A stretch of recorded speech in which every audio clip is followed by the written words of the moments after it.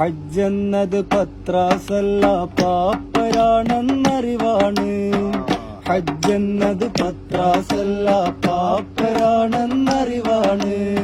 ഹാജി എന്നാൽ കേമനല്ല ഫക്കീർ എന്ന വിളിയാണ്.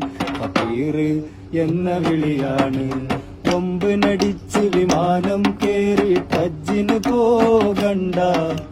ലബ്ബൈക്കെന്ന ബൈത്തുമ്മ കേറി ഹജ്ജിന് പോയിക്കോളി. നൽ ഹജ്ജിന് പോയിക്കോളി.